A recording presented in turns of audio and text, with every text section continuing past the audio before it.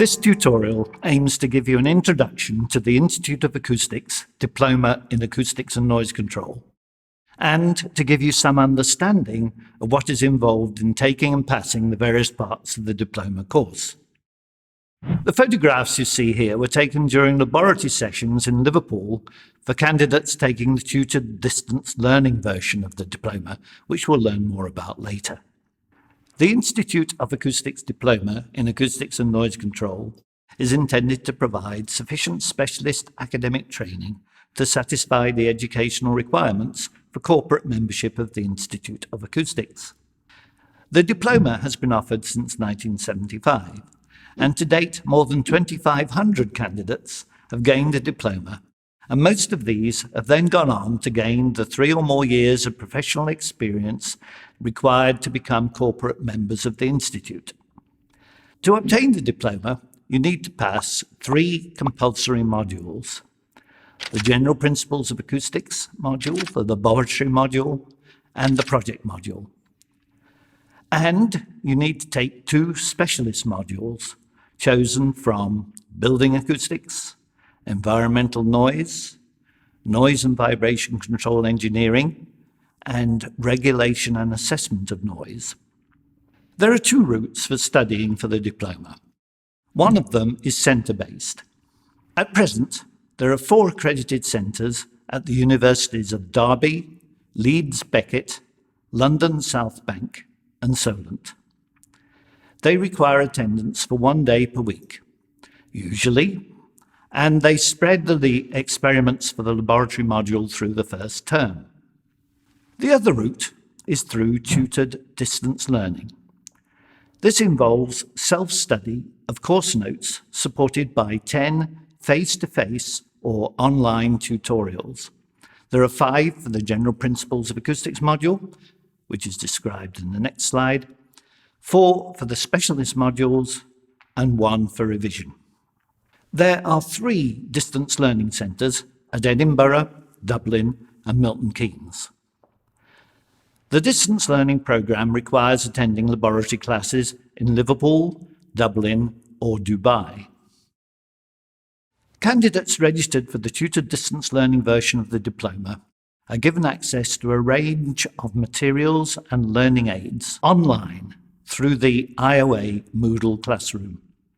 This can be used for online access to tutorials in the form of video presentations with commentaries, in addition to the live tutorial classes.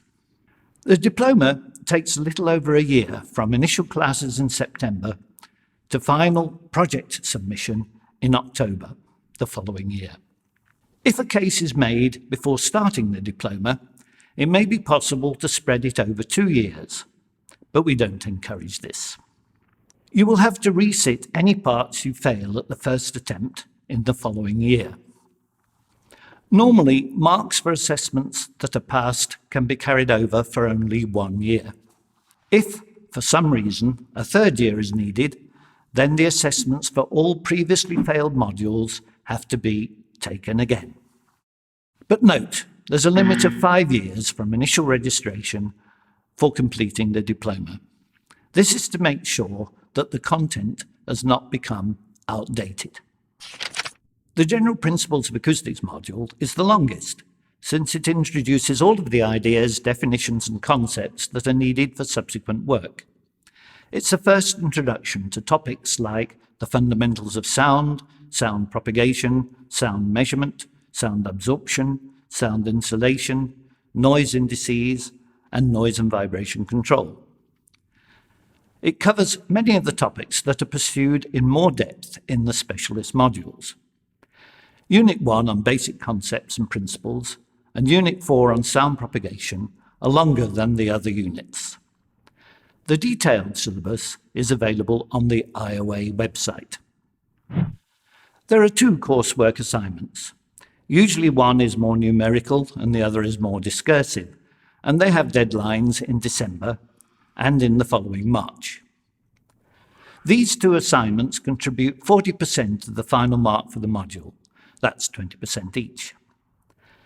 They are marked by a local course tutor. The questions and the marking schemes are provided by the Institute's examiners. The assignments test the ability to carry out relevant calculations to an extent that would not be reasonable under examination conditions, and to encourage reading outside of the course material. Whenever possible, they exploit topical interests. For example, the assignment on sonic weapons was set in the same year that there were media claims that staff in the American embassy in Cuba had been subjected to sonic weapons of some sort. And an assignment on underwater sound effects on marine mammals was set in the same year that this topic was receiving a lot of media attention. There's a 3-hour written examination in early June. The examination has 2 parts. Part A consists of 8 compulsory short answer questions intended to cover a large part of the syllabus. You have to gain 50%, that's 20 out of the 40 marks available, to pass this section. Part B consists of 5 longer questions, from which you have to answer 3. The exam mark accounts for 60% of the final mark for this module. There's a 30% pass threshold on any assessment component, which means at least you can count a coursework mark only if it's 30% or more. Actually, if you need to carry over a coursework mark as part of a resit, it would be better to carry over a rather higher mark than 30%. In Part B of the examination, you need to score at least 18 of the 60 marks available. To obtain a merit on the General Principles of Acoustics module, you need to obtain a conflated or aggregate mark of 70% or more. The experiments for the laboratory module depend on the facilities at the centre. The list of experiments here is that appropriate to the laboratory work carried out by distance learning candidates at Liverpool. You have to carry out all of the experiments, recording the raw data and any example calculations in the laboratory notebook provided. You can gain up to 10 marks for a diligently completed notebook. You have to write up 4 of the experiments as full reports. Only the best 3 report marks count in the final mark for the module, which has to be 50% or more to pass. The notes for the laboratory module explain the expected format of the laboratory reports and contain the associated marking scheme, which is shown again here. The laboratory notebook can contribute up to 10 marks. Note that to obtain a merit on the laboratory module, you'll need to gain a mark of at least 7 out of 10 for the notebook, as well as 70% or more for the reports. The specialist module on building acoustics has the 9 sections listed here, relating to methods for controlling and designing room acoustics, sound and vibration transmission, aspects of building services, noise, and electroacoustics. The methods are illustrated with the help of case studies. The specialist module on environmental noise has the 11 sections covering descriptions, standards and legislation related to transport noise sources, including road traffic, railways and aircraft, as well as construction, wind farms, entertainment and leisure noise. The specialist module on noise and vibration control engineering also has 11 sections, covering noise control methodology and strategy, noise related to building services, outdoor and indoor sound propagation, and common methods of machine noise control, including enclosures. These are followed by a list of further reading. The specialist module on regulation and assessment of noise has 9 sections, covering legislation and standards relating to noise nuisance, transportation noise, noise prediction and mapping, environmental impact assessment, integrated pollution prevention and control, workplace noise, and entertainment noise. And there is an appendix offering professional guidance on planning and noise. Each specialist module has a single coursework assignment which contributes 40% of the final mark for the module. Typically, the specialist modules are taught in the second semester at centres. Not all modules are offered for centre-based candidates, since it depends on demand and the availability of suitable tutors. However, all modules are available through the tutored distance learning route. There's a 2-hour written examination in June for each specialist module, which contributes 60% of the final mark for the module. Both the coursework and the examination are marked by specialist module examiners. To pass the module requires a conflated mark of 50% or more, and no less than 30% on any section of the examination, which means you need to gain at least 12 out of 40 for Part A and 18 out of 60 on Part B. Also, you need to obtain at least 30% for the assignment. The project is undertaken from February to October, and marks are gained for 3 compulsory elements: the proposal, the project conduct, and the final report, the latter being the most important. Another compulsory element is a draft report, but no marks are given for this. More detail about the project is given in the second tutorial in this diploma overview. To cope with the diploma, it's important that you check your background in mathematics and physics, particularly if you haven't looked at the relevant ideas recently. The minimum list of topics with which you need to be familiar is listed here. You need to be familiar with the use of brackets, powers and indices, manipulating formulae, and you need a basic grounding in physics. And you need reasonable computer literacy too. You're provided with a formula sheet for the examinations, so you don't have to remember these particular formulae. But these examples of formulae from the formula sheet show the type of equations that you'll need to be able to read, understand, and manipulate. The important dates for the diploma start with the registration deadline in September. Preferably, full payment for the tutored distance learning option is required by October the 15th. However, it is possible to pay in 2 or 3 instalments, in which case 15th of October is the deadline for the first instalment.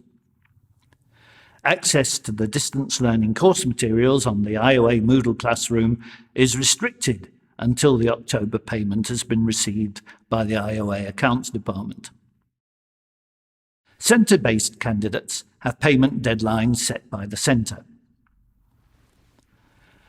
Tutored distance learning candidates who elect to take laboratories in Liverpool will have their first section in November and their second 2-day session in the following February. The 2nd of December is the deadline for specialist module selection. The 2nd of December is also the deadline for specialist module resit fee payments. Tutored distance learning candidates who elect to take laboratories in Dublin or Dubai will have a 4-day session in January. If you pay in instalments for the tutored distance learning version of the diploma, the second payment deadline is the end of January. The deadline for the project proposal is in February.